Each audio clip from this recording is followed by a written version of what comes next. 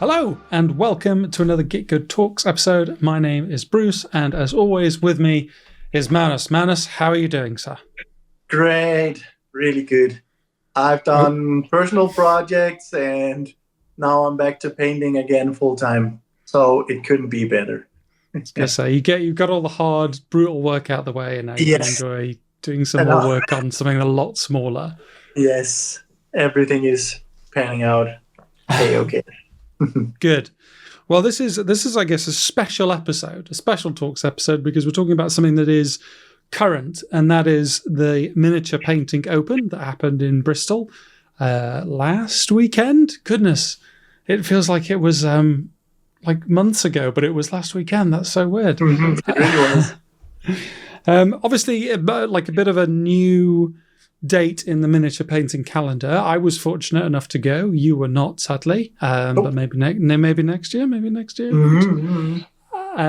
But we thought it'd be a good thing to talk about. One, from my perspective, because it was really my first proper competition. Also talk about some of the entries, give some like general thoughts about what it is, and ultimately what Cult of Paint are trying to do, and then look at some of the favorite entries and things like that. And hopefully there's good takeaway. I think the one thing I would add is that on our channel you can also find the montage that I cut together based on some of the footage I shot while I was there. So if you want a more holistic sense of what was happening at MPO, by all means go check that out. Yeah, get hyped.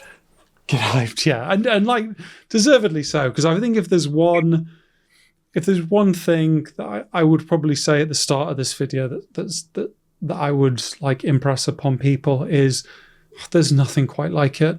In terms of like, it's very easy to focus on competition, on the fact of like, oh, there's medals and there's, either you walk away with something or you don't, but ultimately we invest so much of ourselves into painting. And to spend the whole day, or 2 days almost, around people that share that passion and who really want to just be in that headspace with you, it's pretty special. I would recommend it to anyone if you're in this hobby to go to something like this. By all accounts, like whether you went to some. Go on. Yeah, actually, I want to say, even if you've stumbled upon this video coming from something else. It doesn't really matter what topic it is. I think community and sharing in whatever it is, if it's going to cons or competitions or whatever it is, I will recommend it 10 out of 10 times, because, I'm new to competing in this, but definitely not new to community and competing in other stuff. And I will say it is the best. It is where like the energy comes from, for me at least. It really is. It is. You can have fun with hobbying alone, but ultimately it is just elevated so much with community. So yeah, just whatever it is, get into it. Fair. So in terms of talk about this, what we're going to do is going to talk a little bit about my journey into MPO, what it was like on the days, and then look at a few of the favorite miniatures from the show and talk about the judging and things like that. So hopefully it's going to be quite a holistic sense of what it was like, and something for each and every one of you to take away. I think I will say I work in events. That is my job professionally most of the time, and I would like to say big hats off to MPO to Cult of Paint, for running a really, really well run event. It was their first, by all accounts. They'd done MPO online in advance. Running events is not easy. There's a million things that can go wrong. Like a good mantra in the industry that I use is no event goes perfectly. But the fact that they had it nailed, no big queues, everyone got in, everyone got the registered. It was really well done, is no small feat. So I do think those guys should give themselves a massive pat on the back for running it so well. And it just goes to show the passion that they have for this project. So I really can't speak highly enough of the Cult of Paint guys, and Henry in particular, who I think is just is becoming such a kind of important community pillar for miniature painting, and is, almost like as someone that can be representative of both the display painting side and the army painting side, and is probably quite a good figurehead for that. Yeah, and I will say it is general consensus that event was just run almost perfectly. I mean, at least maybe it wasn't for the guys. We don't know, but people attending did not feel that anything was going in the wrong direction or not towards plan. I've heard exactly no one saying, this could have been a bit, or Oh yeah, I mean, everything was just for a first go. Yeah, brilliant, brilliant showing. So wonderful, wonderful on that front. So well, I guess to start off, like I signed up for MPO pretty much the day the tickets came available. Yeah, you did. Not for any other reason other than I knew it was something I wanted to do. Because I was probably in that phase of the hobby where everything was new and exciting.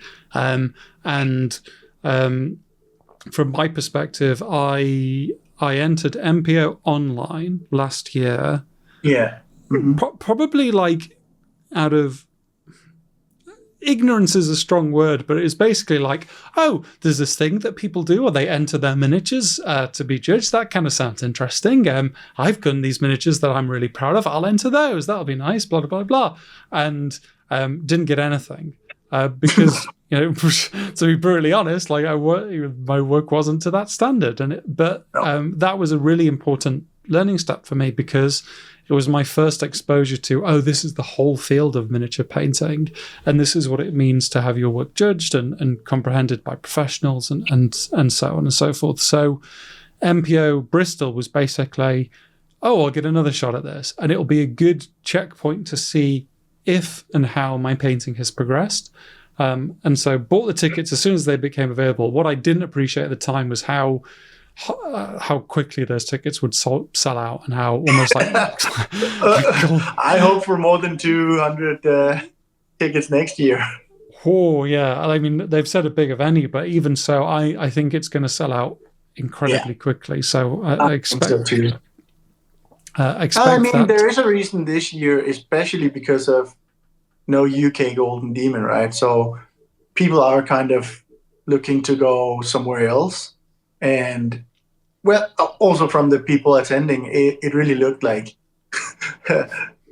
people weren't really saving up for another thing. They were going to this event and submitting their entries and stuff like that because it kind of got a space because of it.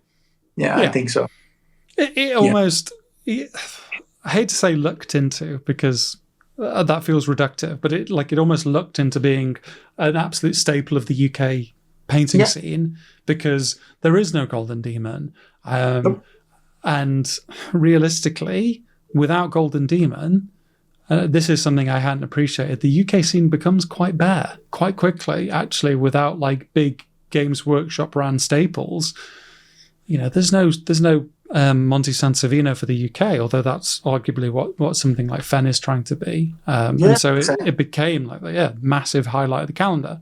And so in like my initial plan was I was going to paint the Marshall and Relic Envoy for MPO. That was the thing. That was the one model I was going to do. And I painted them. And I was reasonably happy with them. But I think by the end of that project, I was like, I've learned quite a lot in painting these things. And maybe I'll just see how I get on. And that's when I started painting my Snickrot, which there's no spoilers for this episode because that'd be weird. But Snickrot was the thing that eventually got me a bronze in standard.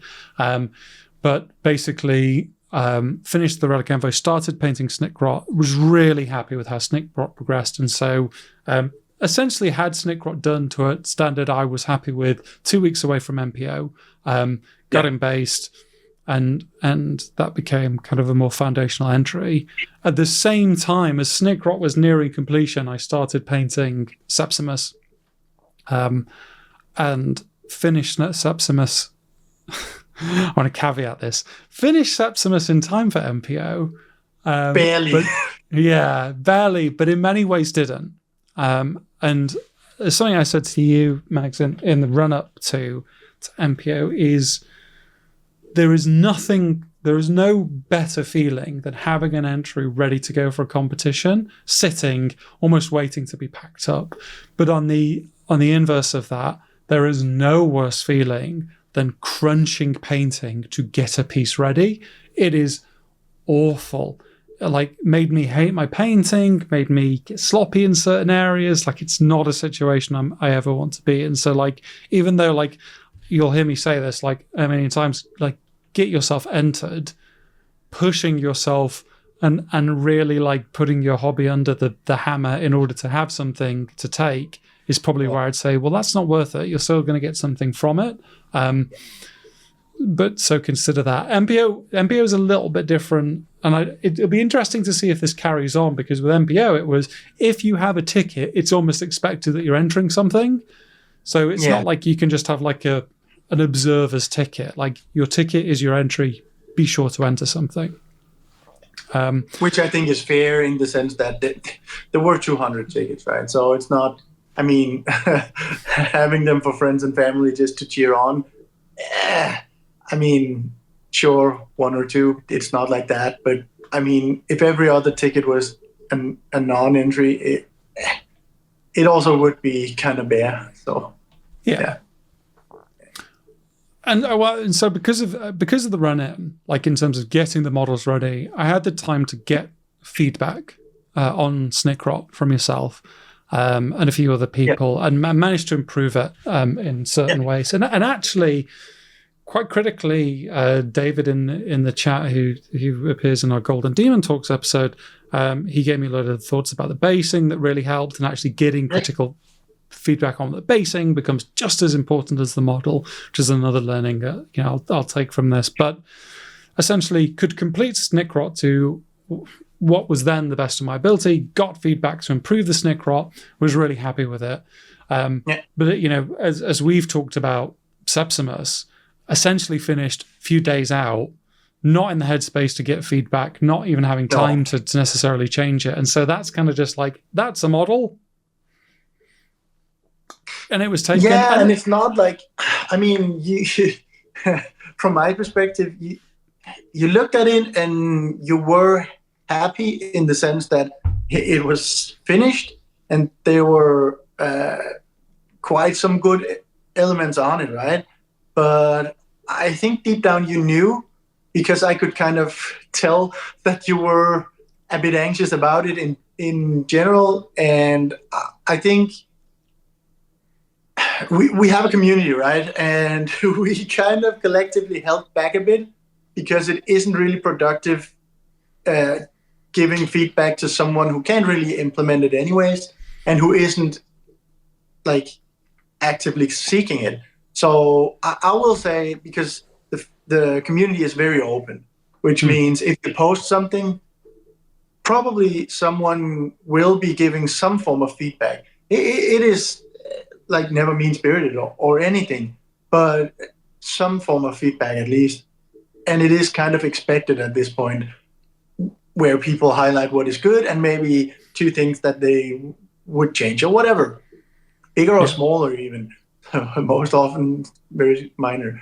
But it's just, when you're at a point where you can't really change it, well, you can, but I mean, forcing a change is also not really, I mean, I don't know, maybe some of the very top level painters can just go into mechanical mode and just be like, okay, so I fixed this, robot brain takes over and they do it. But for most people, it is a combination of like, you need to be in hobby mode, you need to be in that headspace, and you need to be creative. And it is so hard to force like creativity and motivation and inspiration. You can't really just, okay, one day left, that means 24 hours. I'll just do my assignment. I mean, yes. Sure, you can if it's something like technical or whatever. But for most people, they can't really. Which was the reason why, okay, let's just see what's happened. And so a few of us, we kind of knew. I mean, the piece is very, very good. is the caveat, obviously, but not as good. Not as good. Yeah. I think that's like, because ultimately it's like time becomes the enemy. Like, yeah, at the end of the day, like your skills will improve if you're passionate about painting something. I think you can always make it better, but with a competition, your ultimate enemy is time, and it is finite. And I think when people say like, I guess like the competition painting is so very different to display painting. It is that element of time becomes like the critical factor, and so like I think for me, and this is why like I never say like these are rules of thumb that everyone must follow, but for me personally, I know that when I'm like, if I have a piece that is going into a competition, I need to build in the time to go through a few feedback cycles on that piece to ensure that it's as good as it can possibly be. Because when you're done painting a piece, often you're in that headspace where you can maybe only see the flaws, or you're snowblind to what it looks like from an entire composition. So you need a second pair of eyes just to say, "Oh, what about this, this, and this?" Because there's something that Ollie and I were talking about, Ollie from the Discord Primaris project on Instagram, in terms of the fact that because you have that blindness, you don't know if you go back and fix something without an external opinion, you might make it worse. It's a really kind of big thing. Like, yeah, you can have the time to go refine something, but there's no guarantee that your refining will be making it better. No. And I will say, this is, of course, like how you feel about it, because other people might not be as invested in like every single mini they bring, in the sense that, yeah, they can bring a mini and they can, like, maybe they know it's not to the very top of their ability, but they would want to bring it and get a bit of feedback on it anyways, go home and fix those things, improve on it, and then it's ready for another competition. So it's not even like, I mean, not everybody is going into competition with the same mindset. It's just to highlight that for someone like you would really like to be like done with the project, meaning your feedback that you're getting on it is not for that project anymore. It is for the next one, right? Yeah. So there is, for me, a distinction in, you can get very nice feedback on a project that you won't ever apply on that project. Yes. Yeah. You will keep it in the bank, and you will. Yeah, exactly. But some people actually do use feedback they get to apply to that specific project, and then re-enter or even shelve it. But I mean, still applying it, right? So it is just different how people go about competition and display modeling in general. But I think it is important for oneself to figure out how do I operate within competition. Yeah. And what are you, almost like, what are you going to this competition for? Is this a stepping stone to a bigger competition, which, you know, it may be? Like, I hear that a lot, like, oh, this is going to be a Golden Demon piece, but I'm entering it here for, like you say, that feedback. Or like, is this the end of a model's time in competition? It's almost like a last stand and a last showing for it, and like you're almost hoping that this is where it gets its best result, kind of thing. So like, what are you hoping to get out of it?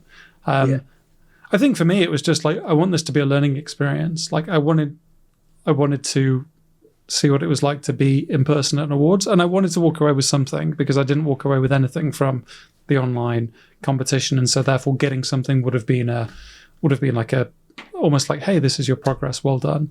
I actually think it is one thing with the online MPO online. I really, really liked it. I unfortunately wasn't ready for submitting anything, but I really liked the idea that you could just submit something.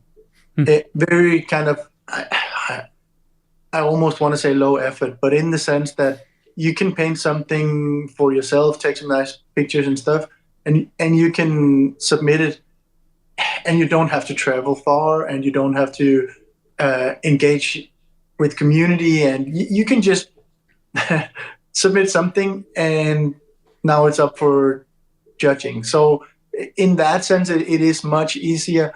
And I think it is a nice kind of like entryway into figuring out, do you like the risk of getting nothing and maybe getting something and being shocked that you got more that you wanted, or whatever it is, just kind of feeling out, do I even want to put something here? Because, for example, Owen found out he did not like it at all. Yeah. Like submitting something, being a bit anxious about it, hoping, getting not really anything from it, and then figuring out, well, if this is something that can happen, I'd rather not participate.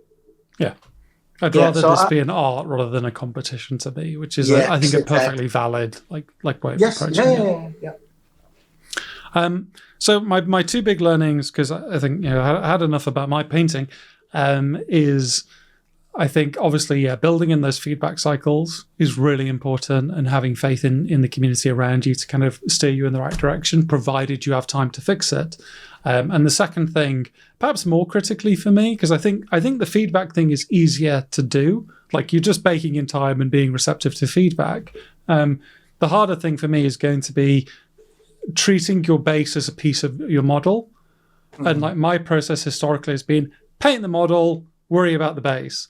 And competition level, I don't think that cuts it. Like your base has to, I'm not saying the base has to be a work of art on par with the model, but it has to be thought through in a way that if you've not thought it through, it's going to be really obvious. So like, case in point, like sometimes the model helps you. Like your Dante, it's on a base that's kind of preset for it. There's not much more you need to do about that because the base is pre-built for Dante. Whereas Sepsimus didn't really have a base, and so therefore what I ended up doing was like plonking something on in the end. Not going to work. Make sure that they are treated as the same piece of art, and that's, I definitely say, Primaris Project or Ollie from our community. The way he approaches it is like I spent an hour just like trying to pick his brain in terms of like, oh, this is how you do this, and this is how you treat it as a canvas, and wonderful. And so like that's a big thing to really take forward. So it came to Saturday. I drove down, headed all the way, got myself parked up, and walked to the engine shed in Bristol where it was taking place. And it was outside where I met Ollie from our Discord and Simon from our Discord. I will pop Instagram handles on the bottom so people can easily find these wonderful people. But obviously, you've been talking to people online for a large period of time, and then you meet them in person, and it's just nice. Like, is the short answer. Like, I'm probably a bit more extroverted than some, and I just like talking to people and getting a sense of who they are. So it was so nice to meet them for the first time. I think the one thing I immediately felt, because I have it here. Hold on. I had put my models in this like nice plastic container. There we are, good branding. That was like there for like just holding the models and stuff like that. And both Ollie and Simon rocked up with like proper carrying cases. So felt a little bit sad about that. I'm not going to lie. But then it was, waiting around for doors open. Going in, handing over a few bits of detail, and then you were basically told to go put your items on display. In terms of like my personal experience, I have this weird thing where I'd never expect to see people from YouTube in real life. It just strikes me as a weird thing. And so the fact that it was Henry helping people with registration and the rest of the Cult of Paint guys, very strange. And then ultimately, like when it was time to put your stuff on display, it was bloody Andy Wardle there telling people what to do, was very surreal. Like, oh, I know you. Well, yeah, not really, but kind of. very, very strange. Of like, yeah, this is this. But like, I guess in my mind's eye, it was like volunteers, but no, it was just the Cult of Paint guys. They're helping people out. So really smooth process. Like when I was coming in as well, I saw Byron from Artis Opus. It's like, I know you. This isn't quite right. Like, you shouldn't just be milling with the hoi polloi. Like, but yeah, you went in, Andy, who was helping people set up their displays, was just beaming. I know this has been like a bit of feedback, but super just like, hey, welcome, like helping people. Probably steadied a few nerves for a few people maybe when they arrived. But yeah, putting models out, and that was a very interesting experience because that's when I understood the level of competition. Yeah. Oh my God. Like, I don't know what it is. So like Instagram and like stuff like MPO Online gives you a sense of models by all accounts. Like you can look at the pictures and say, wow, that's pretty. Ain't nothing like in person. Oh my God. Like,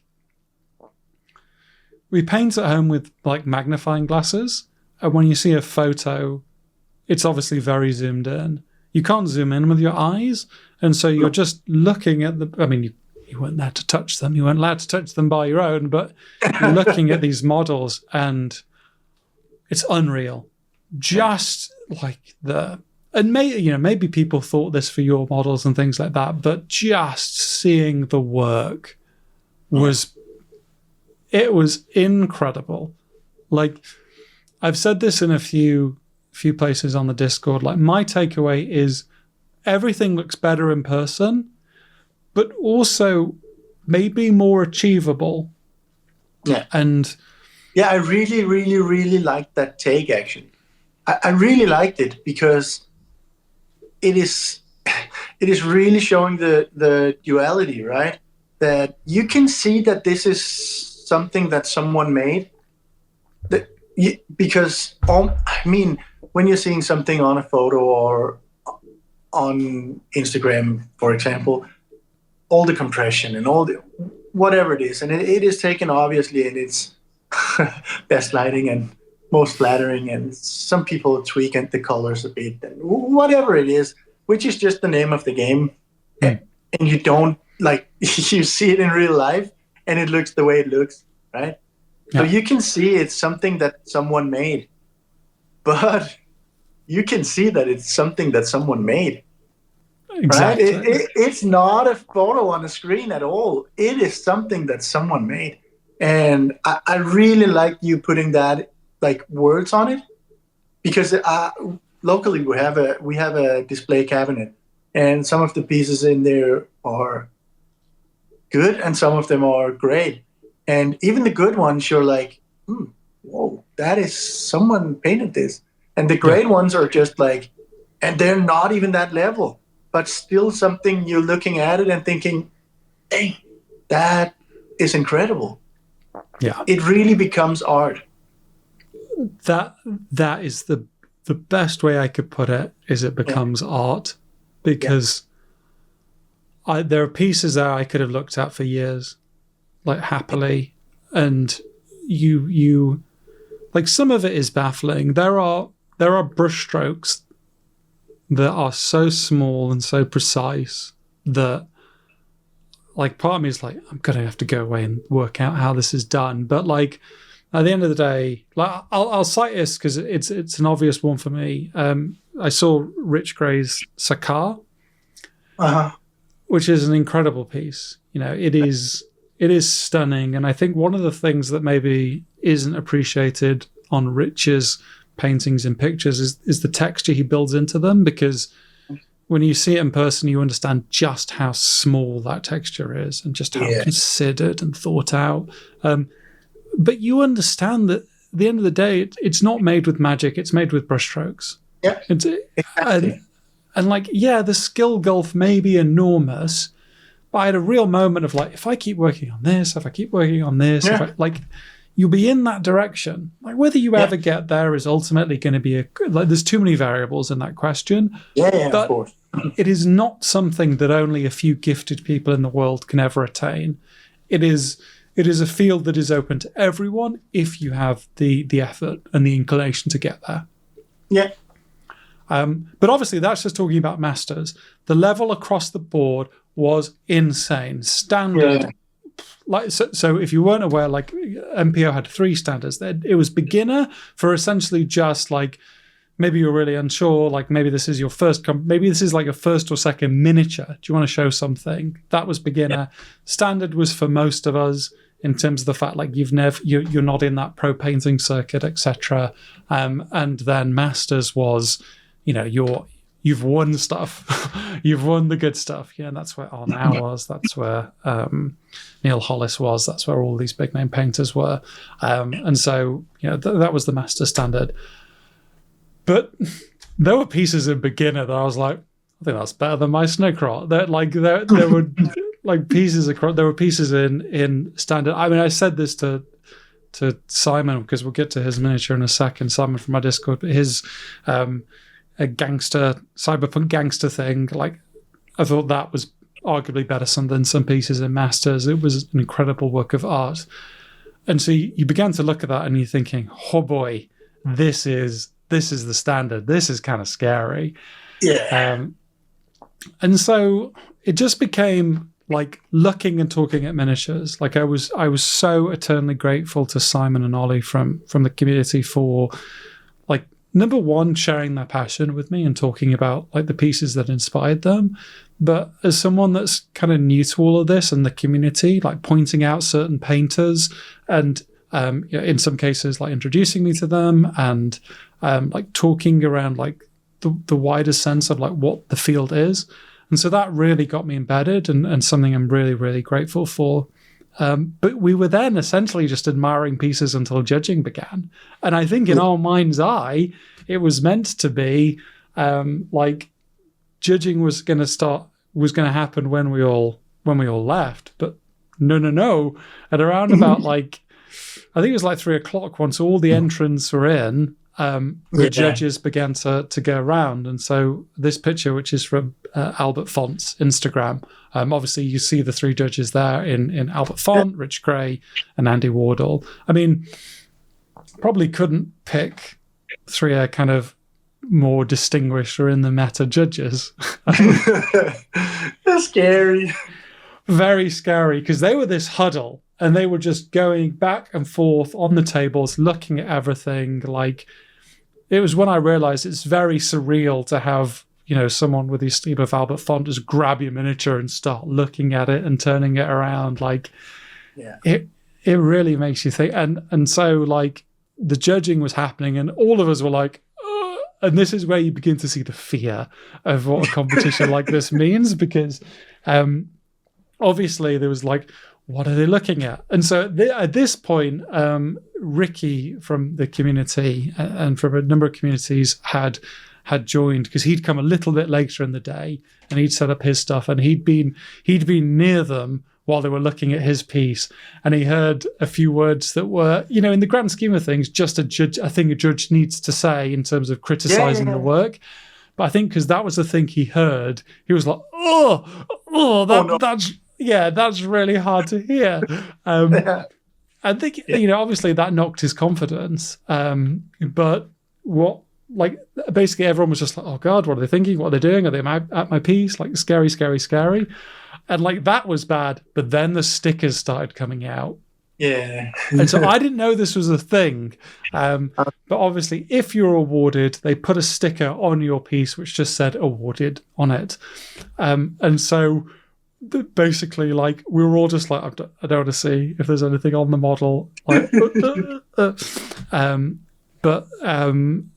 that was when Ricky, because he'd be looking at the pieces, he came back and was like, hey, just so you know, we've all got a sticker on our piece. So I was like, oh. Relief, huh?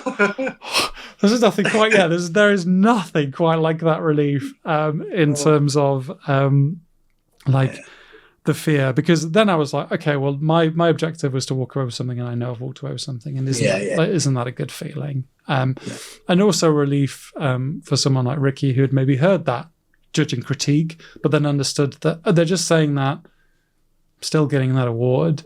I think it is a bit dangerous, the whole overhearing from judges, because they will have to be talking about, like, in a critical sense about your work, right? Because they are judging it. So hearing just a tidbit or kind of like something out of context from someone judging your work is pretty. I mean, not dangerous in the sense, but it can really knock you. And I mean, which isn't really fair because you made it and you put it there for it to be judged, and now it's judged, and now being a bit hurt about it actually being judged, right? Which isn't really fair to anyone. So, I mean, by all means, listen whatever you want to or can, but just be mindful. But just, yeah, exactly. Just be mindful that you have to swallow it too, right? So very much so. I mean, I guess in many ways that's why I was surprised that they were judging while the event was open. Yeah. But that is a good like thing about openness and judging. I think it's like, hey, none of this is behind doors. If you want to get close and overhear us judging, by all means, like do it. Like I think that was almost kind of quite refreshing. But basically, they did standard judging while the event was open, and they saved masters until when the event was closed. I think obviously because they need to have far more critical eye. Yeah. And arguably with Albert, Rich, and Andy, they are then judging their peers. You know, it's not like standard where there is an understanding of they're a level above. This is, you know, that they are judging their peers, and so therefore it is probably sensible to do that judging behind closed doors. But so then you got to what I found interesting and maybe tricky about the event in general is obviously all the standard judging was done, and so if you had entered something at standard level, you then knew if you were going to get something. And so there were a few people that were looking at their displays with no stickers on, and that is a punch in the gut. That is hard. And that was when I perhaps saw something that really makes me feel quite special in the miniature community, is that coming together of people, of like, you know, talking to people like, oh, you know, I didn't get anything and I'm a bit disappointed, obviously. And then people are like, hey, no, I appreciate that. Let's talk about it. Like sometimes it's maybe what you want now is a bit of a sense of how you can push it. Maybe what you want is just a kind of arm around your shoulder and like, hey, come on, next one, we've got this. Like that's really quite special. And is one of the things, like if I could shout anyone out, I do think someone like Ollie from the Discord is really good at. He seems to know everyone in the community, and he was just there chatting with. He really, it's quite impressive. Like Ollie's a bit of a mainstay, but you know that's what he was doing, and like good on it. Like, isn't that a nice thing to see and hear? And so, that was quite special. Finished the day, went for a meal out with Simon and Ollie. We ended up at a Asian barbecue place, very good, and then came back the next day where we were all waiting for the award ceremony, but also we could see the Masters category and what was getting awarded and what was not. And that was when, like, I already thought Standard was a bit of a bloodbath. Masters was a complete bloodbath. And there were pieces that I thought were just out of this world that got nothing. And like, because I don't, in terms of like, I guess capping the experience off, there's not much more to say in terms of the fact, like, you were looking at the pieces, that was amazing. The award ceremony came, and it was an award ceremony. It was basically like, hey, we're going to call out the names, come and get your awards, go back. Like, one thing I would highlight there is it was Andy that was giving out the awards, and he was really making sure that everyone that came up for the awards felt like essentially like honored to have that award, and a big smile, big handshakes. Another touch I particularly liked is at beginner level, there was no trophies. You just got basically like a commended certificate. But if you got one of those, you got a paintbrush as well. So you got a prize. Oh, that's nice. And I've not heard a lot of people talking about this, but in terms of welcoming people into the hobby, I thought that was a real touch of class, to be perfectly honest. I agree. And so the main thing from Moors was everyone was cheering everyone on, and it was just like a big sense of like community and bringing everyone together, and that did feel a bit special. But I think obviously, and maybe this is a piece that you want to get on and talk about, is like MPO is an open competition, but it is very clear that they are going for almost a feeling of it's going to be quite a harsh open competition, and to win something at MPO is meant to feel special, certainly in the Masters category where it's going to be brutal and a bit of a bloodbath. So what's your perspective from the outside? Because I know you've had like a number of chats with people in the community about it.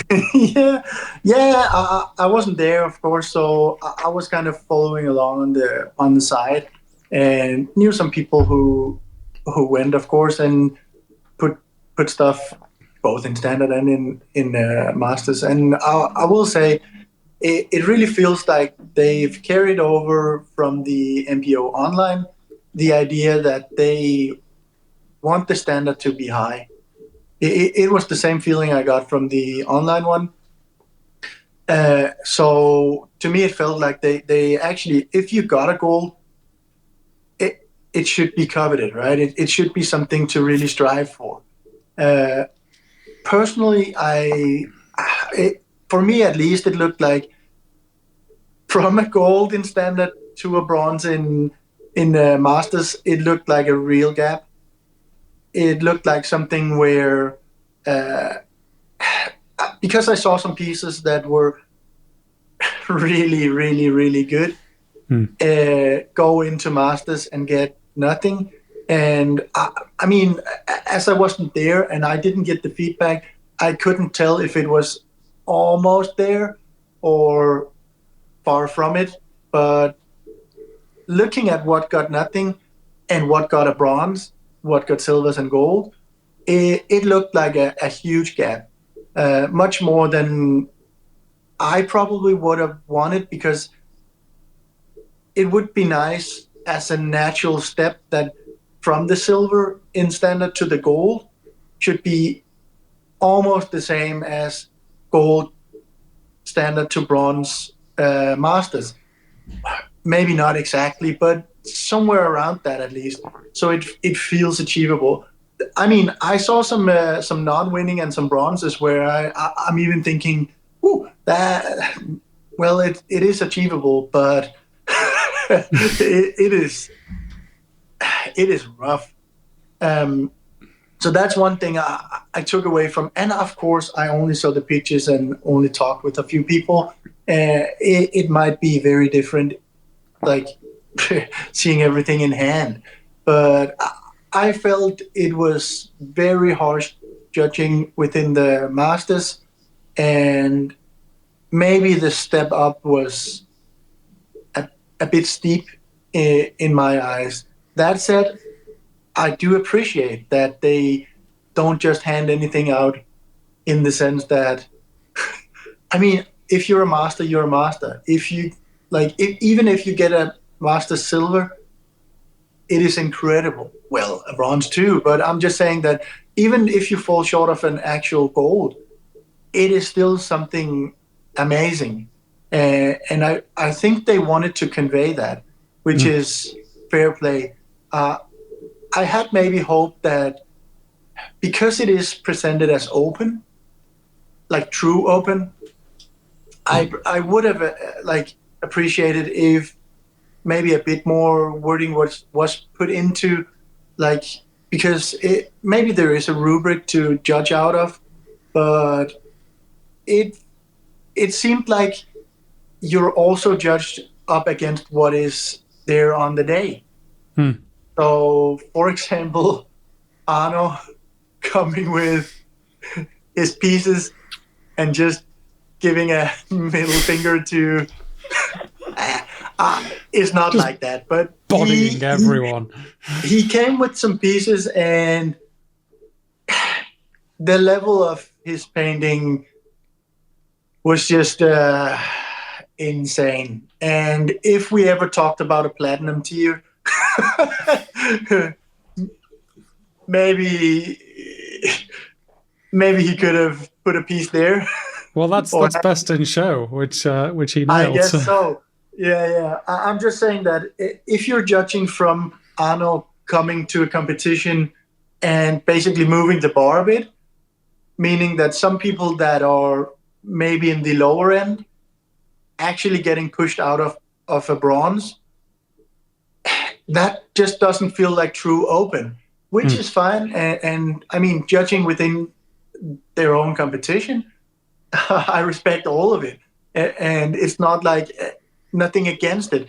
I just, if, for example, for me personally, if I had put something into the competition and thinking, okay, within a rubric, this would probably be enough, and then it's still falling short even then because of someone else's work that kind of shattered that rubric. It could, for some people, feel a bit bad, and it probably would for me, because I'm very much okay.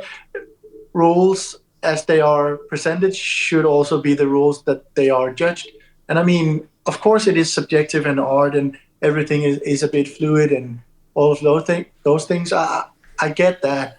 I'm just saying that it probably would have been nice to put it into words. And I know Richard did afterwards, which is, I feel like, actually a good thing, because then people aren't wondering, okay, what happened? Why is this getting this and this not? So even just saying, yeah, thanks for coming, and we saw some beautiful stuff, and well, fair play to you, Arno. You got it. Yeah, so those are at least my surface thoughts on this. And I mean, I haven't spent ages thinking about it, but it is something that we already talked a bit about it in community, and because of course MPO is a real thing. And we had people go, and yeah, so we talk about it afterwards, right? Yeah, it feels like if you are someone who is kind of at the upper end of standard, you're ready to graduate from standard, it's basically saying to you, like, you're going to have a long time in the wilderness without any awards until you've got to a bronze level in Masters. It looked like it this go around, but it might not be so in the future, is what I'm saying. And that is not even clear as it is right now. Not for me, at least. And I mean, again, I wasn't there and I didn't enter. But for me, only based on this first MPO, it's not clear if that is going to be like that going forward, or if this was kind of a bit of almost an anomaly, in the sense that, yeah, we all know that Arno pushed those limits, and he might not next time. So is it going to be a bit of fumbling and going in and getting not really anything and hunting a bit of feedback for a couple of times before you then nail it? Which is also a reason for me to say Eva got, or Fuyumi got her gold with the beautiful Emperor's Champion. Which is coming up later. Good, because it is definitely one of my favorites. So that's special. Yeah, and she got a golden standard with the piece, like the first competition entered with it and everything, and was perhaps even encouraged to go into Masters. But I will say, especially for this one, starting in standard and getting a gold must feel like you won it all. Oh, yeah. As opposed to going into Masters with something really good and getting nothing, because the competition is so fierce. Probably didn't feel like you won it all, right? Yeah. So going through the natural steps, maybe not going straight into beginner if you're not a beginner, but going through the standard, maybe getting your bronze or like silvers and gold, whatever. I'm not expecting everybody to just roll up and get a gold. But what I'm saying is going through the steps, then kind of graduating, I guess, into Masters, even if you are pretty good. I think it is the natural progression still. Yeah. I mean, of course. I think that's right. Yeah. And I guess the only thing I will say is that Albert, Rich, and Andy hung around after the awards. Like the awards were at 11. I think the event closed at 2. So, like, if you wanted to get your feedback, they were around to talk, and that, I think that helps a lot of people, because it's like, it's not opaque. If you want to talk and get some feedback from the judges, you can do. And ultimately, when you have a situation whereby Arnaus come and push the envelope, so to speak, you can still find the small flaws in your piece that maybe would have, held it back from getting any sort of like recognition if you're in that masters category. I think it's probably easier for them at standard, where it's like, oh, you need to look at this, this, and this. Please take that forward. So, and I will say that the availability of like getting actual feedback is amazing, and I really like that from competition. It is quite hard getting it from Golden Demon. You kind of hunt down other titans within the painting scene and hope for them to give a bit of thoughts on your work, and that's about it. Whereas here, it's the actual judges. Yeah, you can find them and you can say, okay, where did I miss the mark? And you get a few pointers and stuff like that. I think that is really, really amazing, and I cannot stress enough how, like, because they're actually investing time in it, and I know they're there, so it's not like, well, but still they are investing time into your entry and giving you the specific feedback you're asking for. Yeah, great props, and very, very nice. I really love that. Yeah. No, I think probably like in terms of capping it off, like hats off to Cult Pain. Like I'll be trying to get tickets for next year as soon as they go on sale. Whenever they go on sale, it's going to be a bigger venue, but they've laid a brilliant foundation here. I want to go too. And I've already signed up for more competitions with more people from the community after, because I was like, hey, I gotta do more of this. It's exciting. Yeah.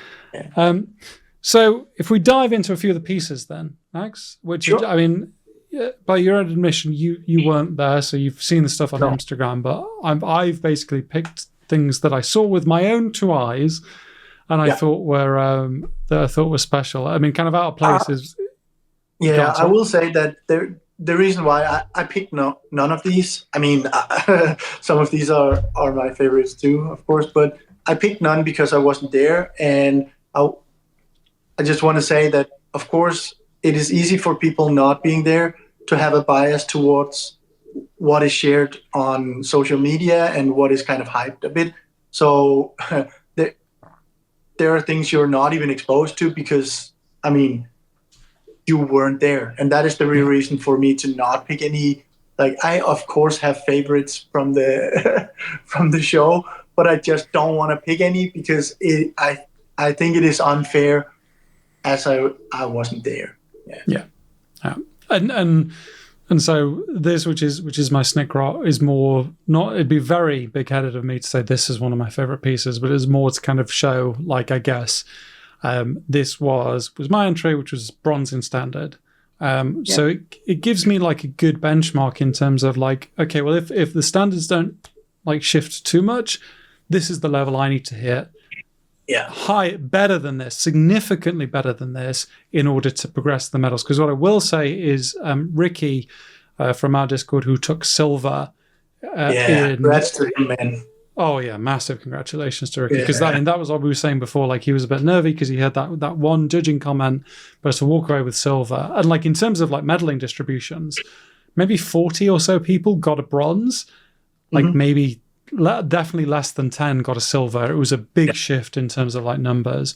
So he got silver for his Dark Angels squad of 3, and not salamanders. Not salamanders. I don't know what you're on about. I've never called them salamanders in the past. I'm just going to rewrite history here. But that was an incredible piece. That really helped me get a sense of, okay, well, if I'm going for silver, that's the standard. Yeah. And so like that was just a useful benchmark to me. But enough of silvers and bronze. Yeah. So this piece. Yeah. So this is from Simon. And I'll make sure I embed everyone's Instagram handles on top of these. This is his Gangster Samurai. Yeah. This piece is bonkers. And I can say this now because Simon isn't here next to me being all modest. I'd seen this piece obviously through the Discord, and you look at this image and you think this thing is absolutely giant. And it is tiny. It is so small. Yeah. Like, as when we were setting out our displays, obviously Simon's and mine were right next to each other. I'm like, I don't want this anywhere near my pieces. This is outrageous. Like, it is basically almost the size of a full Terminator. It's almost like that. It is not big, and you cannot see it from that photo. I saw because I have a Terminator here, like it's this small, like basically. Yeah, it really is. I mean, maybe not exactly, but it is around that size. And for quite some time, I only saw pictures of it from Simon, and they were almost all of them pictures like the one we're seeing here. Something with a background, and just because getting feedback on it. And I will say, first off, big grats on winning gold on this one. Yes, this was standard He gold. was like, yeah, I mean, maybe not my best work, or maybe it is, but maybe not something I'm perfectly like happy with. There are some things I've reworked it a lot. I feel like it's finished now. I will enter it, and it is stunning. And the dude, I mean, either he just didn't know or he didn't want to say, but yeah, fair play to him, and good on him to actually take it and submit it. And he sought a lot of feedback on it. Not just a bit, but a lot. I mean, he worked a lot of things on his own, but afterwards he was really seeking out feedback and wanting to change the things that didn't really exactly work out. And so it has been worked quite a lot and reworked. And yeah, I think it is a gorgeous, gorgeous piece. Yeah, even from photos. I saw some photos right towards the end, like the night before or something like that, in different lighting and besides, like in context, I guess. And it was the first time I saw it like that. And I was like, "Ooh, this is stunning." It is. I mean, when the Mini just looks great, or Bust or whatever it is looks great, almost no matter what lighting you put it in and what you put it besides, you have something real. Exactly that. And obviously, like it's a piece with a lot of metallics, like a lot of non-matte done to a really good standard. Like, but also, like the strength of the skin and the face on this piece. Yeah.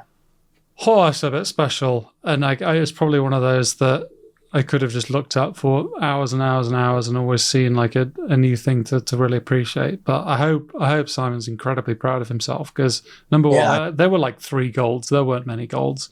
But this is definitely a piece that deserved it. And just, truly fabulous art. So hats off to Simon. And then the bust he's working on currently is a bit good as well. So it really is. I think that boy might be going places. Yeah. Is that Masters next year? Or? Yeah, Masters. We're making him into Masters. I want to talk about this piece. So this is one, for example, I've not seen. And this is probably one that doesn't work as good in photos as it does in person. And I think, unfortunately, this didn't get any recognition, but in terms of like any medals. But I'm someone that kind of struggles with contrast. This is the thing that you and I have talked about, like really pushing contrast in the models. And this was basically a piece on like a study in light, where the apothecary is approaching the Tyranid, and obviously it's all meant to be bathed in light from the over the shoulder light. And then you see like the red Tyranid behind, and it all blends into the background. And like as a composition, like I have thought about the base, and it was pretty spectacular, and I just enjoyed it. I spent a good while looking at it, just taking it in. Like diorama was a bit of a bloodbath as a category, it seems, as well. There weren't many recognized in diorama at all. Yeah. But I really enjoyed this piece, and I made sure I found them, because I found them on Instagram. I was like, hey, just so you know, this was one of my favorite pieces from the show. And I think this is probably important to mention, because it is something that's kind of lost. Like, you're going to have the judges, and their decisions. But art is subjective, and for me, this would have been like a real key piece. And I hope the painter is really satisfied with it, because like it was just really well thought out composition and one I really liked. I'm also a big fan of Tyranids. About this one, right? It is like maybe the execution is not up there where they awarded, but lighting and composition on this is great. Really, really, really great. I really like it. And it is where also like having more of a rubric or a sense of what is being judged. It's not like maybe the person submitting this was good just submitting it, but in some competitions they value composition and lighting and stuff like that more than like the technical application of paint. Well, not those two against each other, but more than they did in this one, perhaps. Which is something important to say, because having a piece go into one competition and not really getting recognized, but going into another one and being recognized is something that can happen. Yeah, it really can. Yeah, and it's something that Liam from Phoenix Miniatures said on the day, which has stuck in my head a little bit. Is he said, like, whoever wins gold, it doesn't tell you what is the best piece. It tells you what the judges felt was the best piece. Yeah. And that is an important distinction. It's an important thing to bear in mind. Like, this would have been this would have beat out any of my pieces, for example, like in any sort of meddling if I were judging, just because the creativity, the storytelling, and the thought that went into it was higher. I mean, I know the different categories, but still, I just hope this person is like, hey, I'm going to do this, but better next time, and I'm sure they're going to get a lot of recognition for it. Yeah, it looks really cool. It is. It's such a cool piece. Next, Phoenix's entry. It's a specialist piece. It really is. Yeah, I imagine it must be amazing in real life. So yeah, in real life, it glows like the clean metallics, and on the reverse side of it is a lot of free-handed like fleur de lis. Yeah. It is a spectacular piece, and this ended up taking bronze in Masters, which I think shows you the sheer quality of Masters. Yeah. Because I even talked with Liam about it a bit afterwards, because I'm looking at this and thinking that is hard to achieve. And I mean, we had a good talk, and he knew he made some quote unquote mistakes, but it just shows that, fuck them, the level is just fierce. Yeah, I'm looking at this one, and it is breathtaking. It really is. And this is a bronze. Yes. This is a bronze. And the composition of the piece is just like, the sculpt is beautiful. And I know this is the first time this sculpt has been painted, and it's probably going to go into production later, but it's a bit special. I will say that by his own account, this was a piece that was barely just pushed out of silver. So it's not like it just scraped by. Solidly in a bronze, kind of just missed out on a silver, but still, considering that, it's even the gemstone in the pommel of the blade is just like it's a bit good, Liam. It is all right, I guess. Look out, he's working on Golden Demon stuff now, and I have heard. That man, he can paint. Yeah. So this is one other Liam's pieces. I didn't intentionally bash the Liams together. But Golden Demon Liam. Golden Demon Liam, as it's called. I mean, I don't want to say that because I'll get told off. But I can say it. This bust is lovely. Number one, much like the samurai, absolutely tiny. Yeah. Well, I had no idea it was this small, but seeing this rendered, pretty special. Like Yeah. a lot of Liam's pieces I actually really liked. I don't think he got any awards for them. No, I don't think so. Which No, I don't. again shows how tough Masters was, really, in the Yes. grand scheme of things. But Yeah. I remember and also I just like his style. I think it's the way he's rendering lighting on his pieces and going into. He uses a lot of like the pastels, so it's quite desaturated. Yeah, it's. For me it just it ticks basically all the boxes. But I mean that's more from a personal preference view, of course. Yeah. But it is, I really like his style. Yeah, really. And like the things that stood out to me and maybe to the viewer is the eyes, these piercing blue eyes. It made me want to paint bust eyes and like really get them nailed. And then you see I just painted eyes on a Space Marine head, and I will say, not as fun. A little bit stressful. The light reflection on the kind of eye socket / cheek, just like as someone that's like still trying to learn and appreciate volumes, just that real harsh light on that one bit, and then like almost the bounce light that's on the top lip from it's just little things that most people don't kind of consciously look at unless you're in the scene. And you're saying little things because I mean I don't think most appreciate the scale of this. Oh yeah, and getting information in there and making smooth blends, and it is. These busts look huge and they're not. No. Yeah, I think that's the show of a good bust. Is like if you're like, so how big is this? 1 meter tall? Then you probably know like you're onto something. Yeah, it's gorgeous. Yeah, this one was the one it won. Creativity, right? Most creative, best creative. Yeah, and it is. I love it.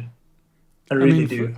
For those who don't know, we have a cheese chasing competition in the UK, which it just really involves a lot of people getting horrifically injured every year. But to see it rendered in miniature with these models, and I think like it is sometimes easy to forget when you're painting like a snake rot with a big blade or a Sepsimus who's like all like decayed, or even like a Space Marine. Like these are instruments of war.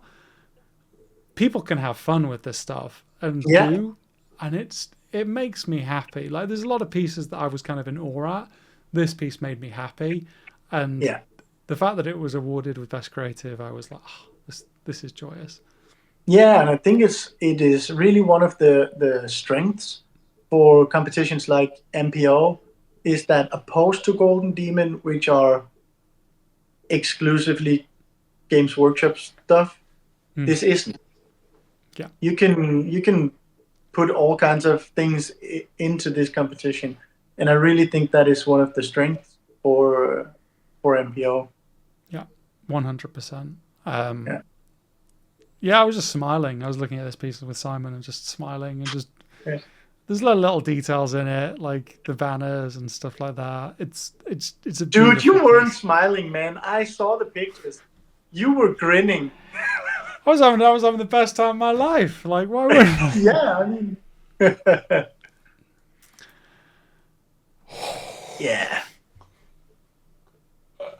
it's just. Ooh.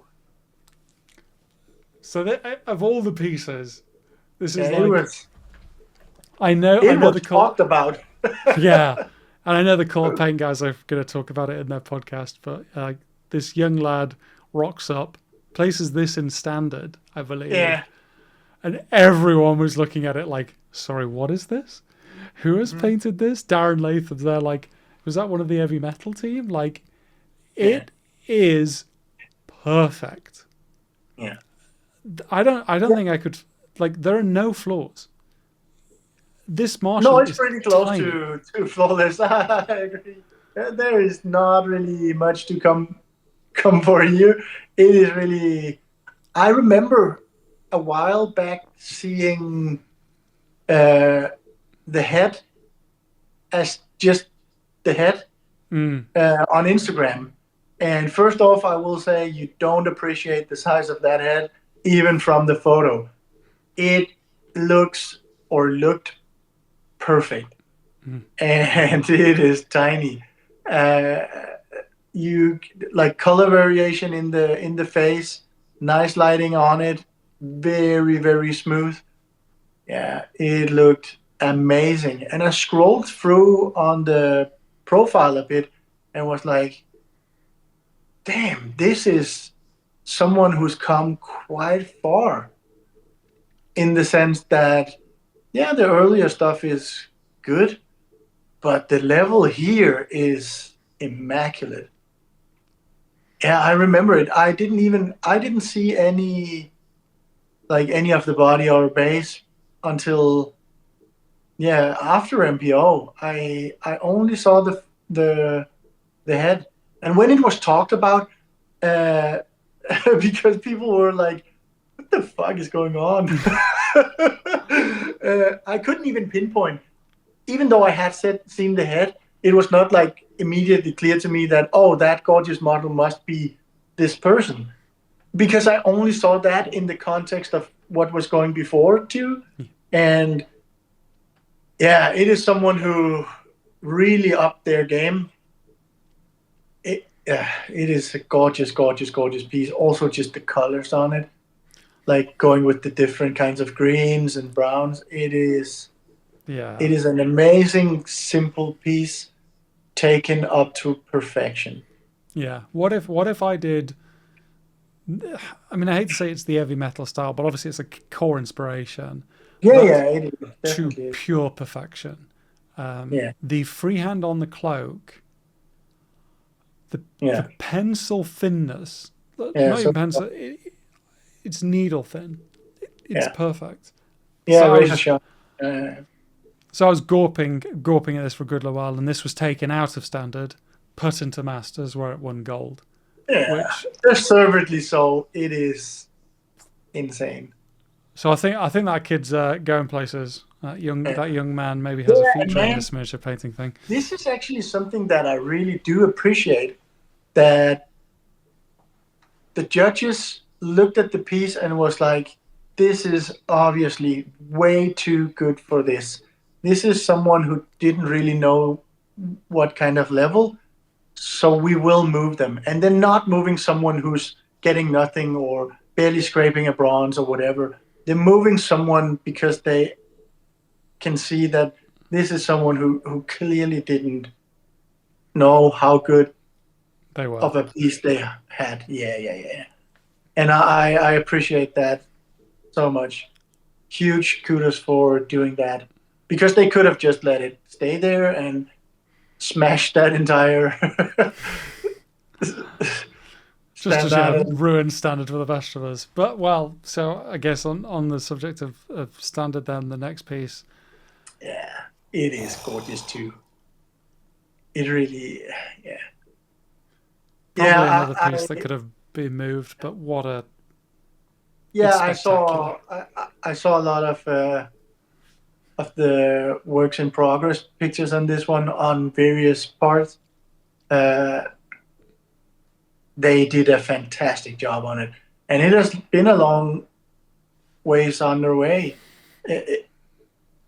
I don't remember exactly how long, but it might be the only thing they worked on this year, and just slowly perfecting everything. And I really appreciate the fact that it is something like more of a like a simpler model in the sense that the posing is very open and it's not hugely cluttered, and just taking something like that and perfecting it. It is gorgeous.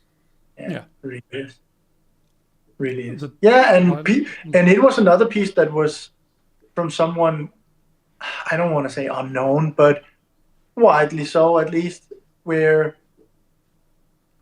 you would have to have seen it on social media to know who the person was submitting it, right? And yeah, I think it was Liam, Phoenix Liam's favorite one from the show. Even it is clean, and I like the high res photos zooming in, and you can see that everything is kind of stipple blended together. It is not a wrong pixel. No.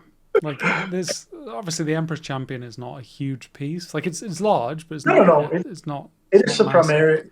Yeah.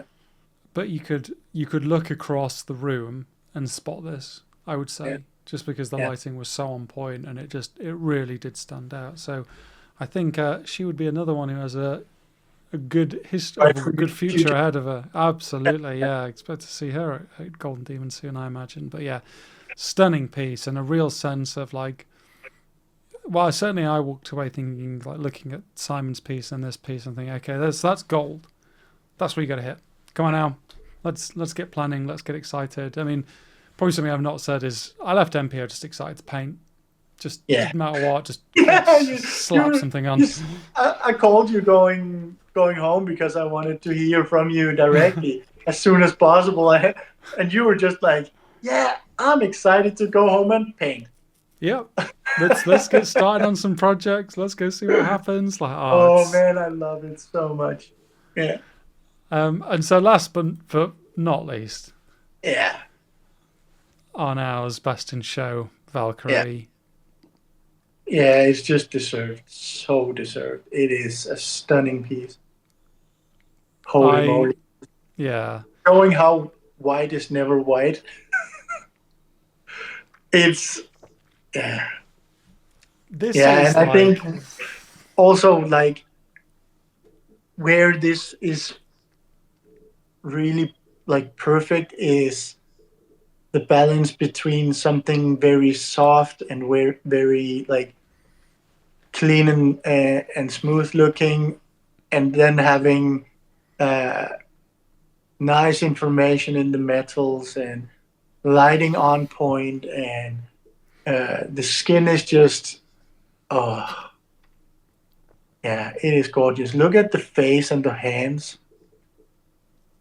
Everyone I've shown this to outside of miniature painting talks about the hands. Yeah. Someone said it looks like they chopped off someone's hands and grafted them to a model. I'm like, yep, pretty much. Like, that's how good it looked. Yeah. It is such a piece. It's insane.